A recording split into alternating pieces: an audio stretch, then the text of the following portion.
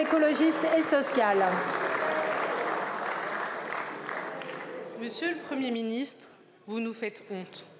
Vous faites honte aux 16 millions d'électeurs qui se sont massivement mobilisés le 7 juillet dernier pour éviter que notre République bascule vers le racisme et la xénophobie.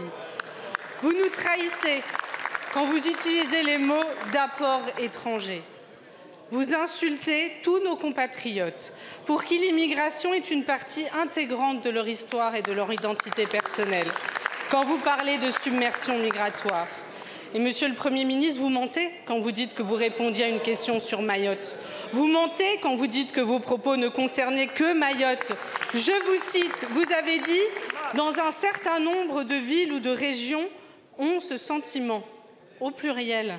Et vous mentez quand vous dites que vos propos sont fondés sur le réel, ce ne sont que fantasmes et complotisme. Vous avez jeté en pâture à l'extrême droite toutes celles et tous ceux qui sont nés hors de nos frontières mais qui vivent avec nous. Vous les abandonnez. Vous les abandonnez par votre silence assourdissant face à la fermeture de 6 500 places d'hébergement d'urgence pour demandeurs d'asile. Par votre acquiescement coupable au durcissement des conditions de régularisation, les condamnant à la clandestinité. Monsieur le Premier ministre, réagissez et je vous le demande solennellement. Présentez vos excuses. Je vous remercie. La parole est à Monsieur le Premier ministre. Madame la Présidente Chatelain, notre pays a été pendant des siècles un pays d'intégration. Déjà sous l'Ancien Régime, puisque c'est là que le droit du sol avait été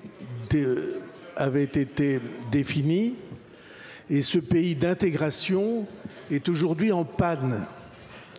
Et il n'est pas en panne à cause des immigrés, il est en panne en raison des difficultés que notre société a à répondre à la question de l'école, à la question du travail, à la question de faire partager nos principes dans un certain nombre de villes et de quartiers. Refuser, pardonnez-moi, je le dis avec calme, refuser de voir les difficultés et le sentiment qu'un très grand nombre de nos compatriotes partagent, y compris dans des arrondissements parisiens, le sentiment qu'ils ont qu'il n'y a rien à faire, que nous sommes sans armes. J'ai dit et je répète, et c'est de là qu'est partie la discussion hier dans cette émission, s'il y avait autant de personnes en situation irrégulière à Paris qu'il y en a à Mayotte, il y aurait 400 000 personnes en bidonville à Paris. Qui à ce moment-là oserait mettre en cause les mots ? Personne n'oserait. Vous seriez tous en ébullition. Et donc notre devoir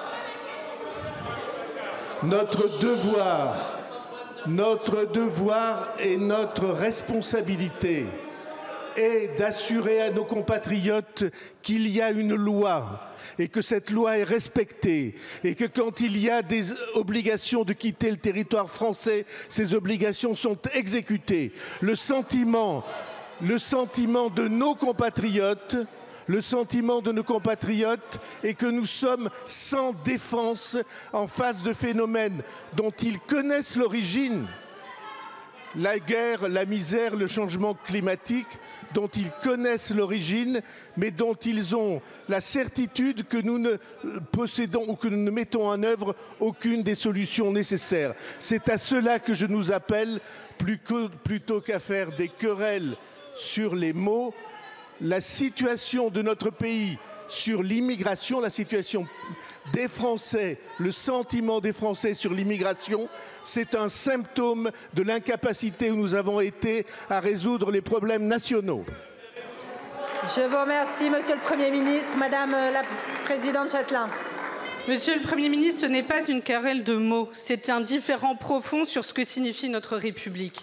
Notre République, elle est fraternelle. Notre République, elle accueille. Et vous l'avez dit, notre pays a été construit grâce à l'immigration. Et il est beau, notre pays. Et on l'aime, et il a des milliers de visages. Et vous rendez-vous compte de l'insulte que vous faites à ces milliers, à ces millions de Français qui ont dans leur chair l'histoire de l'immigration. Cela, vous leur crachez à la figure et c'est insupportable. Ah ben, vous reprenez les mots, vous reprenez les théories de l'extrême droite qui ne sont fondées en rien. C'est même... Aujourd'hui, c'est 8% de la population qui sont des étrangers. Merci, Madame la Présidente Chatelain. Merci beaucoup. Monsieur le Premier ministre.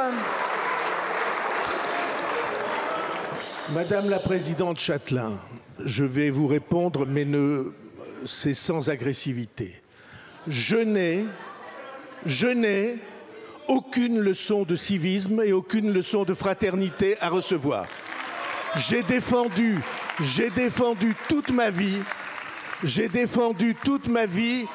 les principes et ça n'est pas la peine de hurler.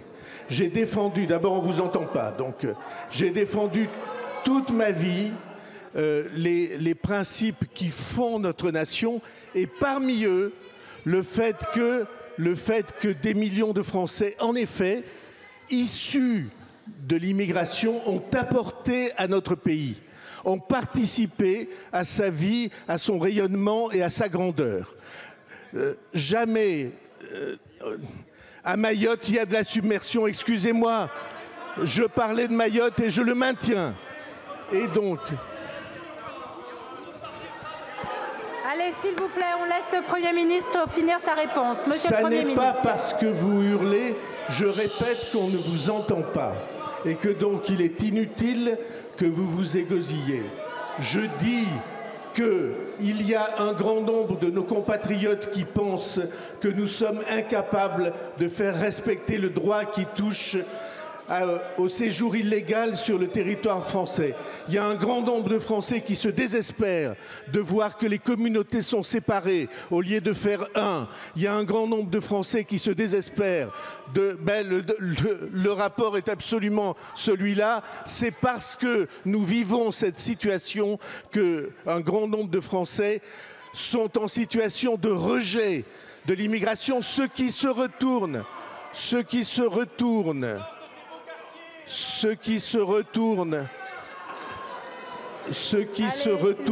contre les immigrés en situation régulière, qui sont sur notre territoire et que nous devons accueillir avec respect et avec fraternité.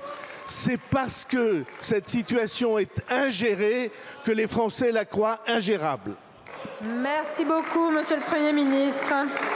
La parole est à présent à Monsieur François Jolivet pour le groupe Horizon. Merci.